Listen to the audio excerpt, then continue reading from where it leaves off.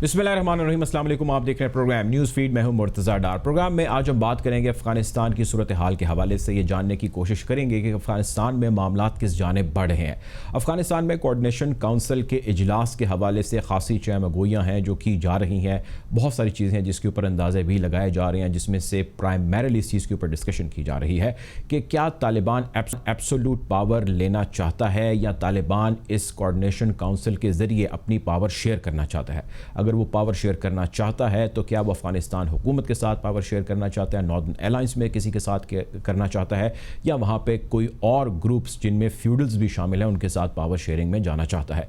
ये और इससे जुड़े और बहुत सारे कंसर्न्स हैं जो जिस पे तमाम इंटरनेशनल मीडिया, नेशनल मीडिया नज़र जमाए बैठा है और ये जानना चाहता है कि अब वहाँ पर निज़ाम किसका और कैसा आएगा। तालिबान यकीनी तौर पर वहाँ पर फिज़िकल प्रेजेंस उनकी है और उनका कंट्रोल है, काबुल में उनका कंट्रोल है, कब्ज़ा है। तालिबान वहाँ पर अमन का प्रचार भी कर रहे हैं। इस हवाले से मुख्तलिफ मैसेजेस दिए जा रहे हैं, सोशल मीडिया के ज़रिए ट्वीट्स की जा रही हैं।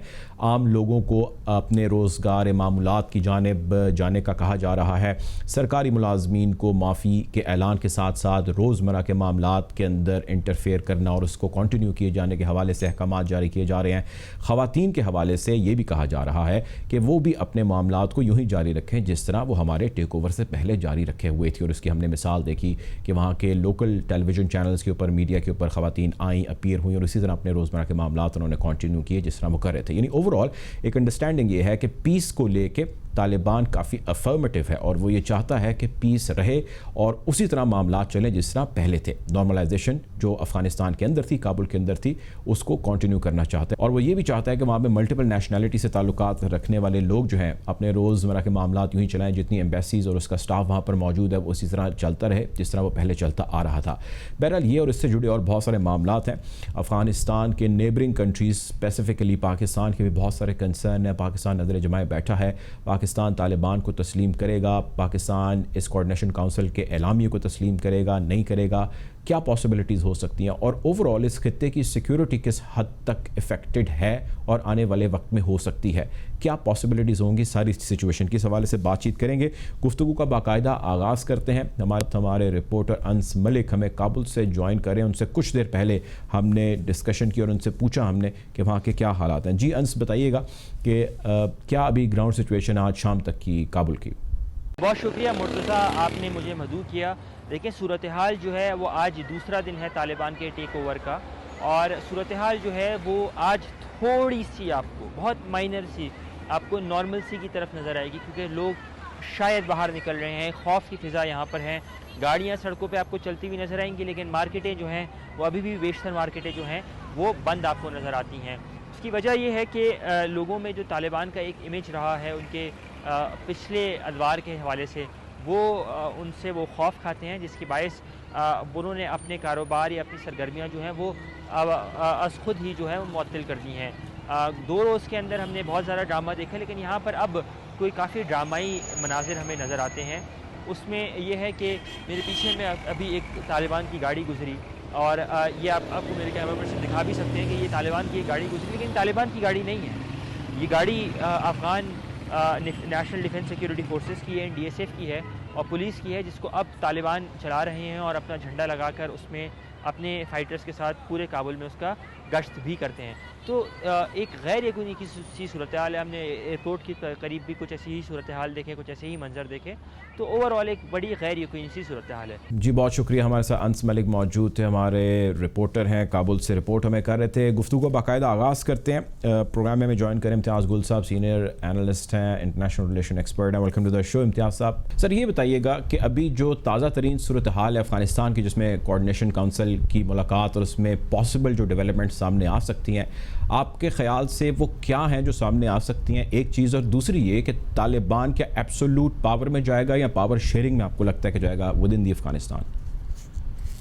देखिए, अगर तो मैं तालिबान की एग्जीक्यूटिव में होता तो फिर शायद मुझे पता होता कि वो एब्सोल्यूट पावर में जाएंगे या दूसरों को अपने साथ रखेंगे। ये तो मेरा ख्याल है अब इस सवाल का ये सवाल बेमानी हो गया है, इसलिए कि जब वो कोऑर्डिनेशन काउंसिल के दूसरे मेंबर्स के साथ मिलने के लिए मुल्ला गनी ब्रादर दोहा से पहले कंधार पहुंच रहे हैं, शायद पहुंच चुके हों अभी तक, और उसके बाद काबुल आएंगे।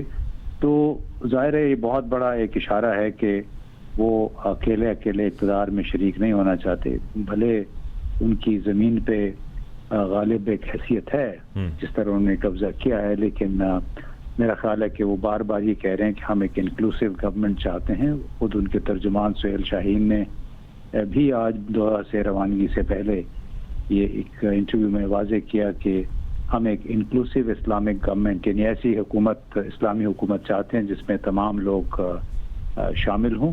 तो उससे बहुत वाज़ेह हो गया है कि काबुल में जो लोग उनके मुंतज़िर हैं, कोऑर्डिनेशन काउंसिल के जो बड़े रहनुमा हैं जिनमें डॉक्टर अब्दुल्ला हैं, हामिद करज़ई साहब हैं साबिक सदर, फिर साबिक वज़ीर आज़म गुलबदीन हिकमतयार हैं, तो ये सब बहरहाल मेरा ख्याल है कि उस कोऑर्डिनेशन काउंसिल का हिस्सा हैं और तालिबान की शदीद ख्वाहिश होगी, मैं समझता हूँ अगर तो उन्होंने 20 साल में कुछ सीखा है, कि बाकी तमाम लोगों को साथ मिला के हुकूमत बनाई जाए। क्योंकि बार बार उन पर यह इल्ज़ाम था, उनकी काफ़ी पिटाई इस मामले से भी हुई, उनकी तशख़्ख़ुस काफ़ी ख़राब किया गया कि ये इंतहाई रेडिकल मिलिशिया है और ये सिर्फ इस्लामी शरीयत चाहते हैं। लेकिन मेरा ख्याल है कि 20 साल में उन्होंने बहुत कुछ सीख लिया है और उसी वजह से उनको खुद भी मालूम है कि अगर उन्होंने लोगों को साथ शामिल न किया तो उनके लिए मसाइल खड़े हो सकते हैं। तो उन्हें खुद को काबिल कबूल भी बनाना है। काबिल कबूल उसी सूरत में बनेंगे जब बाकी लोग उनके साथ मिलेंगे, मुख्तलिफ नस्लों से ताल्लुक़ रखने वाले मुख्तलिफ लसानी और नस्ली ग्रोह, चाहे वो हज़ारा हैं, चाहे ताजिक हैं, चाहे उज़्बेक हैं। तो मेरा ख्याल है कि बैसियत मजबूरी एक जो हम देखने जा रहे हैं, अगर आप तमाम डॉट्स मिलाएं तो ये लगता है कि अददी तौर पे गालिब होने के बावजूद तालिबान की ख्वाहिश होगी कि तमाम स्टेक होल्डर्स उनके साथ मिल के एक हुकूमत तश्कील दें। ठीक, अच्छा ये बताइएगा सर, जिस तरह कि आपने जिक्र किया कि उनके लिए ज़रूरी है कि वो अपना जो माजी में उनका एक इमेज है उसको बदलें, तब्दील करें, उसके लिए वो कोशिश कर रहे हैं। पीस के हवाले से, आम माफ़ी के हवाले से, ख़वातीन को दिए जाने वाले हुकूक के हवाले से वो बड़ी कोशिशें कर रहे हैं। अब सवाल ये है कि विद इन दी तालिबान ऐसे बहुत सारे रिजिड या सख्त ख्यालात के भी लोग होंगे जिनकी एक बड़ी तादाद है, ख्याल ये किया जा रहा है, और वो उनको ज़ाहिर है अपने लीडरान को चुनते हैं और उनके पीछे पर चल पड़ते हैं। तो उनकी जानिब से कोई रिजेंटमेंट, रिटेलिएशन मुमकिन तौर पे आपके ख्याल से आ सकती है तालिबान को? क्योंकि जिस तरह आप ख़वातीन का टेलीविज़न पे उसी तरह आना जिस तरह वो पहले आ रही थी और कंटिन्यू करना, और उनको बाकी रोज़मर्रा के मामलात में उसी तरह स्पेस देना जिस तरह वो दे रही थी, it was basically against Talibans plan या जो आइडियोलॉजी थी। किस तरह आपको लगता है कोप अप करेंगे वो अपने वोट बैंक के साथ और उस नए ख्याल के साथ?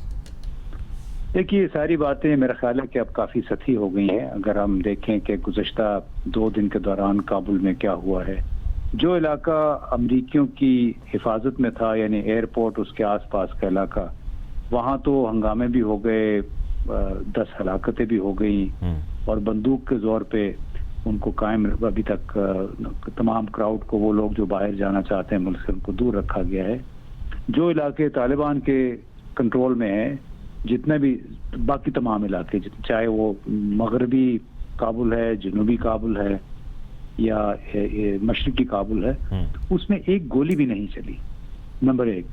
नंबर 2, तालिबान ने आज सुबह एक हुक्मनामा जारी किया जिसमें उन्हें तमाम ख़वातीन को रिक्वेस्ट की कि वो अपनी नौकरियां जारी रखें। कल वो एक अस्पताल चले गए थे, अस्पताल में भी जाके उन्होंने फीमेल जो ख़वातीन डॉक्टर्स हैं और नर्सें, उनसे कहा कि आप अपना काम जारी रखें, हमें आपकी बड़ी ज़रूरत है।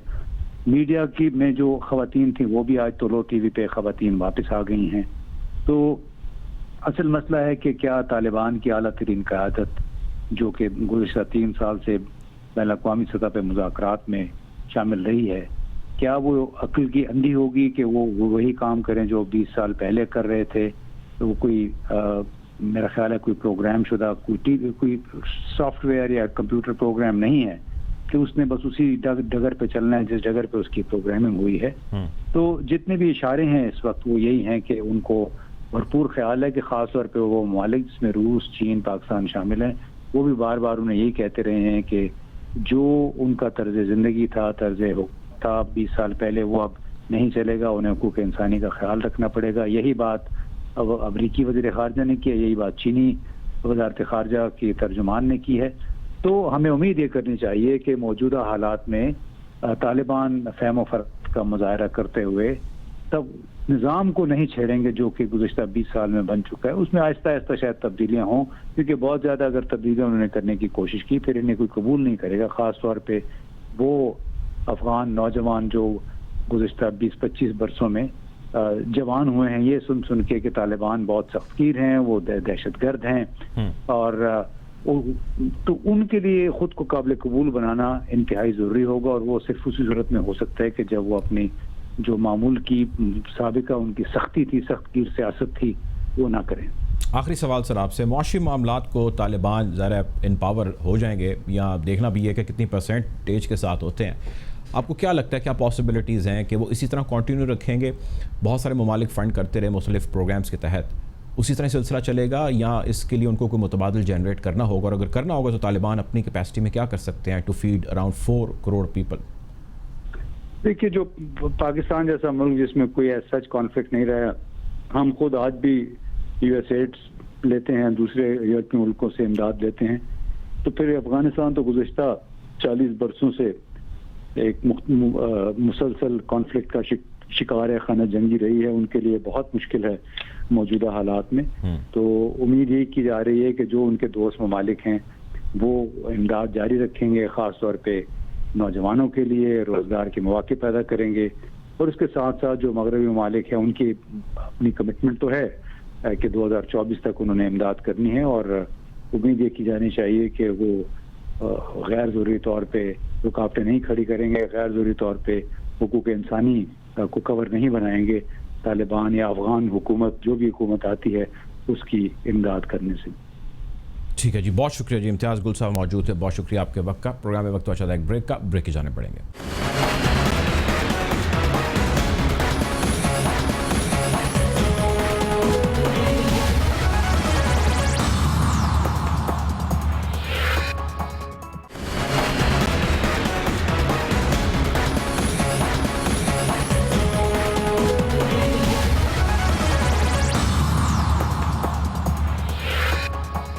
Welcome back after the break. Programme में हम बात करें अफगानिस्तान की सूरत हाल के हवाले से। प्रोग्राम में हमें ज्वाइन कर रहे हैं जनरल अशरफ सलीम साहब। Welcome to the show general साहब।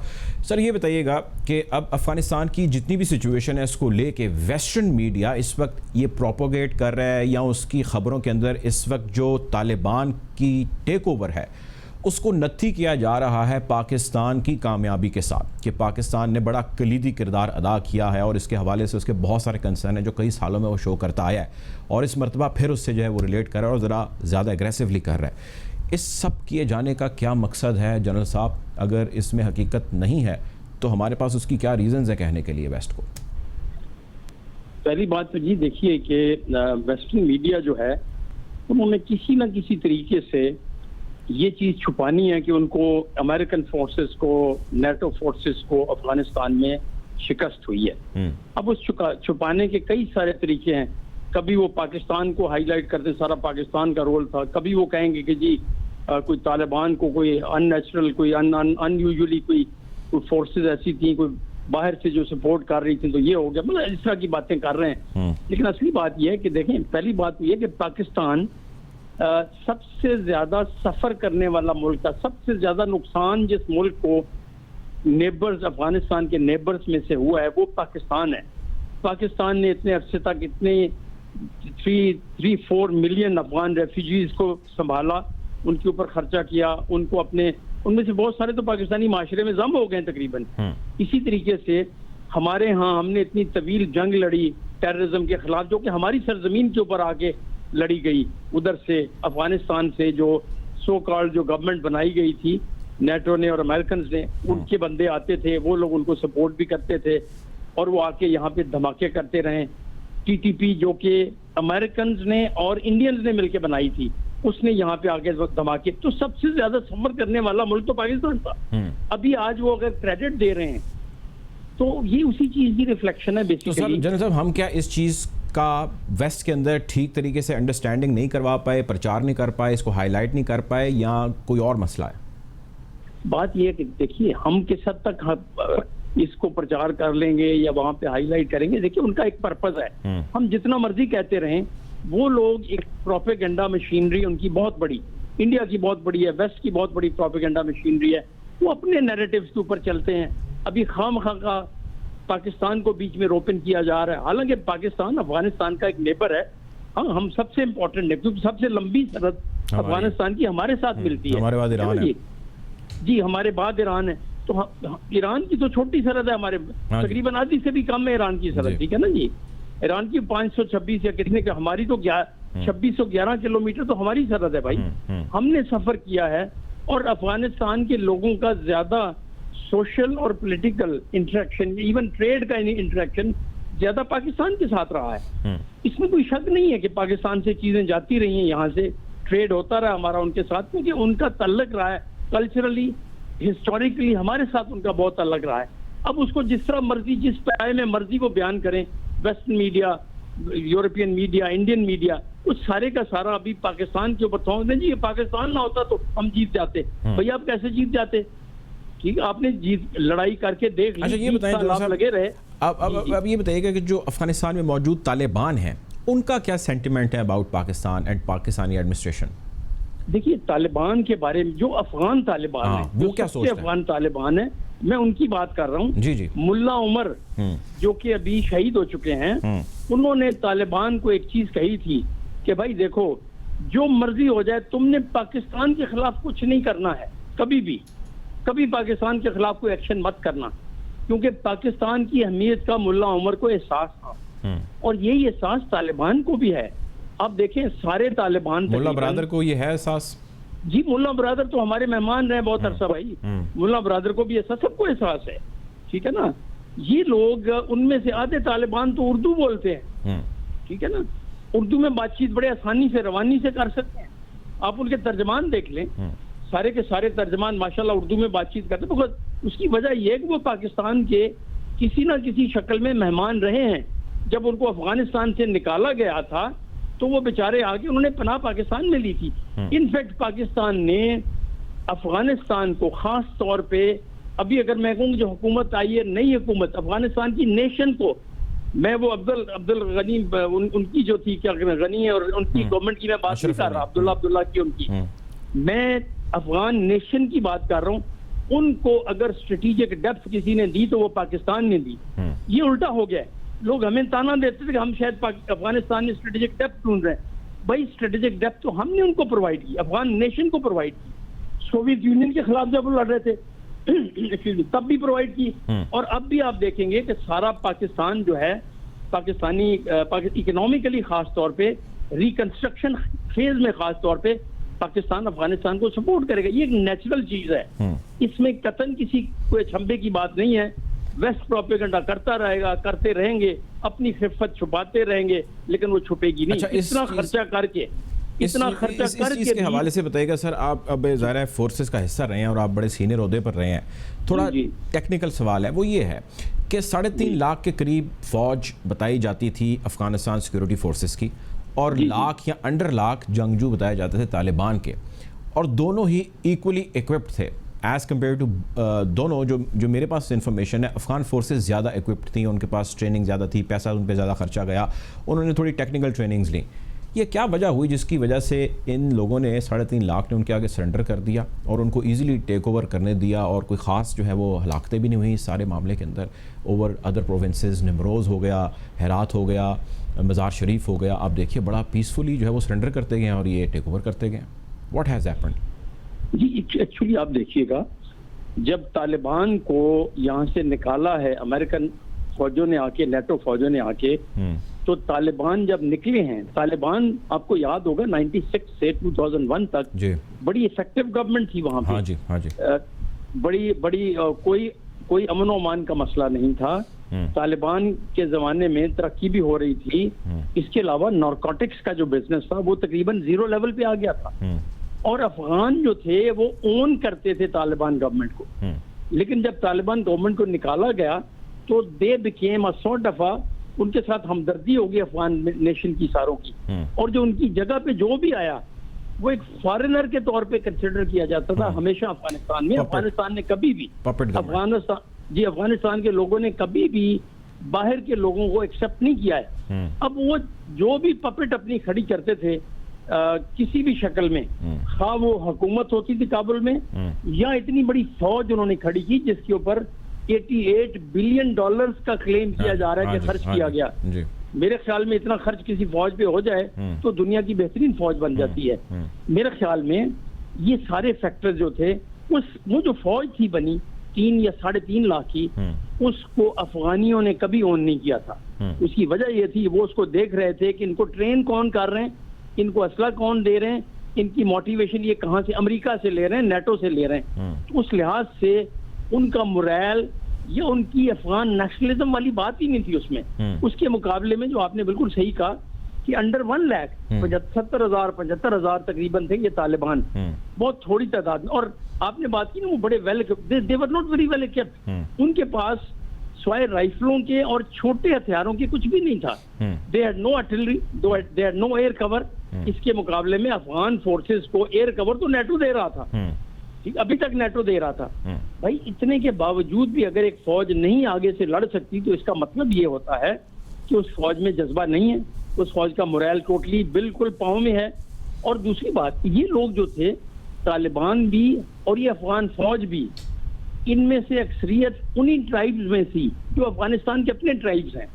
और इनमें से ये तकरीबन जो आप बात करें ना 3-3.5 लाख की जो फौज थी, इसमें से 40-50% तो वो थे जो अपनी मर्जी से आते थे, भर्ती होते थे, पैसा लेते थे, फिर जाके तालिबान को अपना असला भेज देते थे, उनके साथ मिल भी जाते थे, ठीक है ना। और ये उन्हीं फैमिलीज के लोग हैं।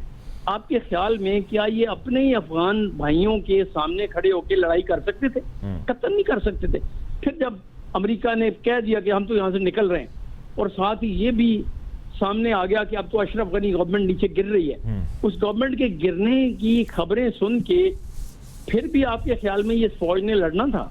मेरा नहीं ख्याल है कि ये फौज लड़ने की आगे बढ़ते हैं जनरल साहब, ये बताइएगा कि एक बहुत स्ट्रॉन्ग स्कूल ऑफ थॉट ये है कि इस तालिबान की गवर्नमेंट को पावर में आने में बजरिया अशरफ गनी अमेरिका ने बड़ा एक डिलिबरेट रोल प्ले किया है, और उस रोल के ताने बाने मिलते हैं चाइना से। वो चाहते ये हैं कि अफ़गानिस्तान के अंदर अनरेस्ट हो, इंस्टेबिलिटी हो, और उसका इफ़ेक्ट पाकिस्तान पे हो, जिससे वो चाइना को डैमेज करें, CPEC belt and road initiative को डेंट पहुंचाएं। ये किस हद तक दुरुस्त है बात? जी, पहली बात तो ये है कि जो तालिबान का मुआहदा हुआ था अमेरिकियों के साथ, उसमें कुछ ऐसी चीजें हैं, ऐसी शिकें हैं जो कि जाहिर नहीं की गई हैं। अब तालिबान को अमेरिकियों ने क्या अंडरस्टैंडिंग दी थी? क्या उन्होंने ये कह दिया था उनके कि आप आ जाएं, हम अपनी फोर्सेस को कह देंगे आप लड़ाई नहीं करेंगे, आप आके बैठ जाना? उन्होंने ये भी, तालिबान की ये भी डिमांड थी कि अशरफ गनी रिजाइन करे। अब अशरफ गनी ने रिजाइन तो आखिर वक्त तक नहीं किया, ता वक्त के वो यहाँ से भाग के चला नहीं गया बाहर। तो ये सारी चीजें डाउट तो जरूर क्रिएट करती हैं लोगों के ज़हनों में, लेकिन असली बात यह है जिस तरह अमेरिका वगैरह या वेस्टर्न मीडिया प्रोजेक्ट कर रहा था कि अफगानिस्तान में बहुत कोई गदर मच जाएगा, बड़ा खून खराबा, वो नहीं हुआ है। लेकिन एहतियात की जरूरत है। देखिए 3 से 4 हजार, बल्कि 4 हजार से भी ज्यादा दाइश जो कि अमेरिका ने शिफ्ट की थी सीरिया से, इराक से, और उसमें कुछ चेचन लोग भी शामिल थे।